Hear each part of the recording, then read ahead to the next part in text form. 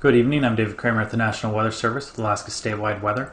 Starting off for the remainder of the day, we have a system moving up by the Alaska Peninsula that's bringing some heavier rainfall to the peninsula and eastern Aleutian Islands and is on its way towards the southern part of the mainland. Meanwhile, for the remainder of today, we have a southerly flow out over the Gulf, bringing more rain to south central Alaska and to areas along the southwest coastline.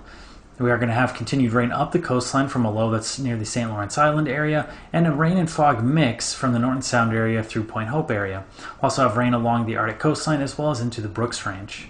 With that southerly flow out over the Norton Sound area, we also have elevated surf that's going to last until around 10 p.m. this evening. Down in the Panhandle area, we are continuing to see clear skies and fair weather, and then out over the Bering Sea and Aleutian Islands, westerly flow is going to lead to some isolated rain showers. For tonight, going to continue to see isolated areas of rain throughout the Bering Sea and Aleutian Islands as we have another low moving into the western Bering from the west.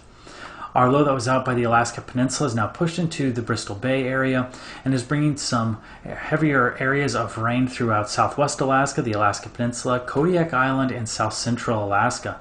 This is going to start to bring heavier rain to the Seward area as well as western areas of the Susitna Valley, where there will be the potential for elevated river levels in those areas. As you look into Thursday, that system is going to continue to push into the southern portion of the mainland, bringing some stronger winds to some areas around south central Alaska as well as southwest Alaska. There will also be continued rain throughout southwest Alaska, south central Alaska, and up through the western portions of the interior and out towards the west coast of the state.